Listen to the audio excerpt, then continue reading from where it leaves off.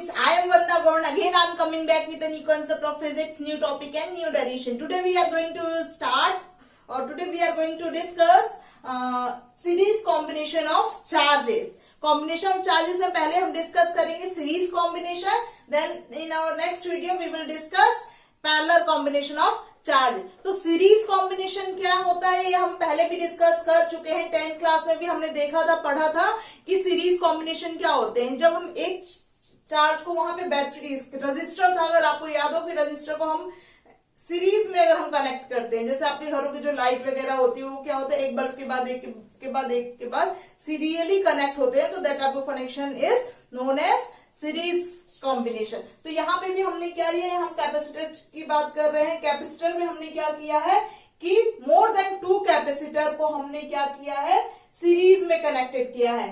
C1 that is this is 1 capacitor, second capacitor and third capacitor. This is parallel plate capacitor. और इसको हमने क्या दिया है, यहाँ पे हमने इसके एंड्स को बैटरी के साथ कनेक्ट किया है हैविंग V पोटेंशियल.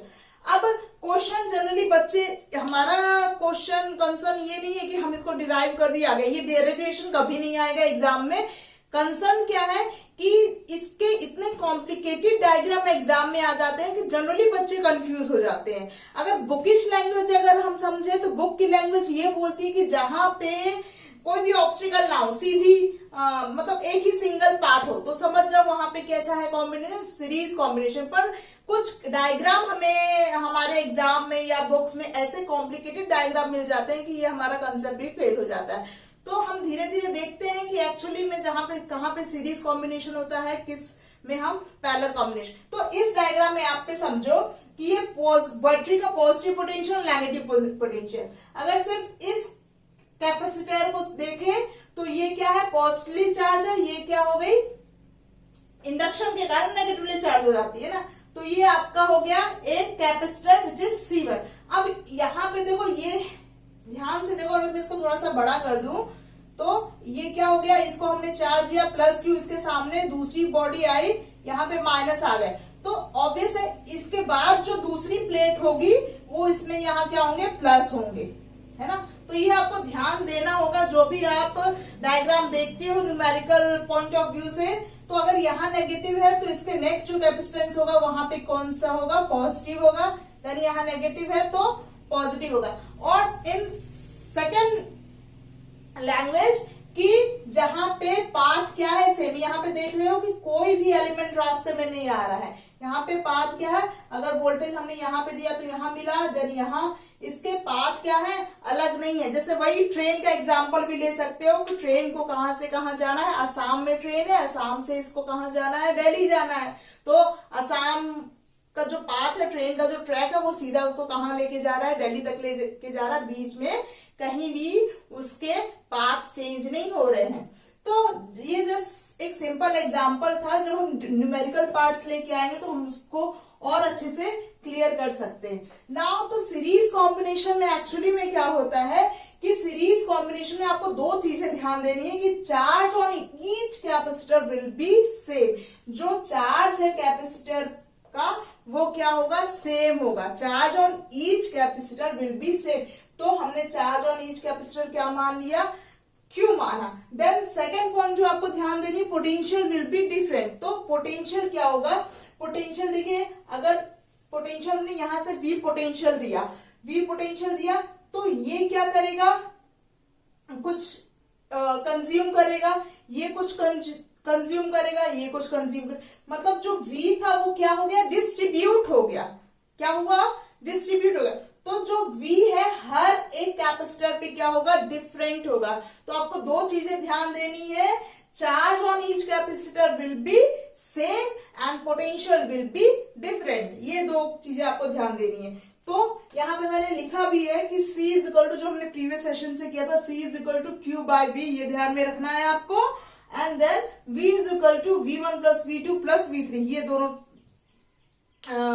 ये दोनों एक्सप्रेशन को आप ध्यान में रखोगे तभी आप इजी हो जाएगा आपके लिए डेरिवेशन. नाउ अगर हम फर्स्ट इसकी बात करें for C1, for capacitor C1, तो C1 के लिए हमारे पास फॉर्मूला है Q/V. तो फॉर C1 कैपेसिटर C1 की बात करें तो अकॉर्डिंग टू फॉर्मूला C1 क्या हो जाएगा, Q। तो C1 पे चार्ज कितना है, Q चार्ज है, तो Q बाय पोटेंशियल कितना है, V1। तो ये बात हो गई किसकी, फॉर C1। नेक्स्ट आप आ जाओ फॉर C2 पे। तो फॉर हमें फाइंड क्या करना है, हमें यहां से V1 एक्सप्रेशन लेना है, क्योंकि हमें ऐड क्या करना है, पोटेंशियल विल बी डिफरेंट, तो हम सारे पोटेंशियल को क्या करेंगे, ऐड करेंगे। तो यहां से हम V1 की वैल्यू अगर फाइंड करें तो कितना हो जाएगा, Q by C1, that will be the value of V1। Now again for C2 find करें, C2, तो C2 के लिए क्या हो जाएगा,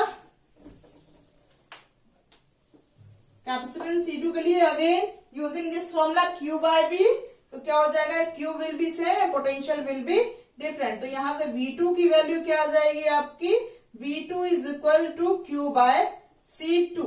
again for C3, for C3 के लिए C3 की वैल्यू क्या हो जाएगी, Q bye V3, and then यहां पे क्या हो जाएगा, V3 equal to Q bye C3। अब हमको इसका इक्विवेलेंट फाइंड करना है। यहां पे हमने वोल्टेज दिया, ये वोल्टेज तीनों कैपेसिटर में डिस्ट्रीब्यूट हुए। ये तो वही वाली बात हो गई ना कि मेरे घर में 3 आदमी आए, तीनों ने 10-10 पूड़ी खाई, है ना, 30 पूड़ी बनाई थी मैंने। एक आदमी आया, उसने 10 खाई, दूसरे ने भी 10 खाई, तीसरे ने भी 10 खाई। अब वो तीनों आदमी की जगह एक पंडित आ गया। पंडित मालूम है ना, खाना ज्यादा खाते हैं, तो पंडित आ गया। तो पंडित ने वो क्या कर दिया, वो 30 की 30 पूड़ी एक साथ खा ली। तो that one pandit is equivalent to that 3 person, है ना। तो यहां पे अगर इक्विवेलेंट, अगर इसका डायग्राम ड्रॉ करूं तो कैसा होगा, equivalent of this circuit diagram that will B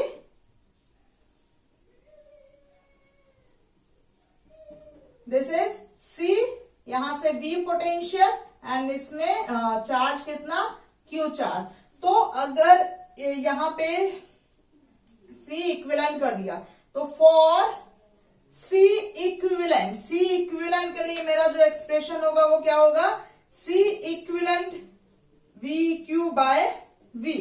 तो हम अब हमारे पास एक्सप्रेशन हो गया C1, C2, C3, उसके अकॉर्डिंग हमने V1, V2, V3 लिया। तो यहाँ पे V की वैल्यू क्या आ जाएगी, Q by C equivalent, Q by C equivalent. तो अब हमारा जो सेकेंड एक्सप्रेशन था उसको देखिए, V is equal to V1 plus V2 plus V3।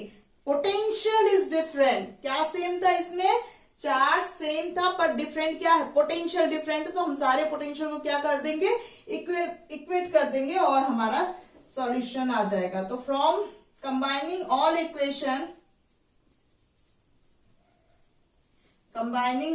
Equation, we have V is equal to V1 plus V2 plus V3। तो V की value क्या है आपके पास, Q by C equivalent. V1 की वैल्यू बोलिए Q बाय C1, V2 की value Q by C2 and V3 की वैल्यू Q बाय C3। अब इसमें से आप क्या करोगे, Q इज टेकन आउटसाइड, तो आपके पास जो फाइनल एक्सप्रेशन होगा C equivalent is equal to C1, C2, C3. This is the required expression for series combination of charges. If there are more than 2 charges in the capacitor, if there are more than 2 capacitor joined in series, then there will be 1 upon C equivalent जो होगा, जो हमारा capacitor equivalent होगा, that is equal to sum of other capacitance in the form of reciprocal. तो जैसे आपने register में क्या था, रेजिस्टेंस में सीरीज कॉम्बिनेशन में R1 प्लस R2 R3 था।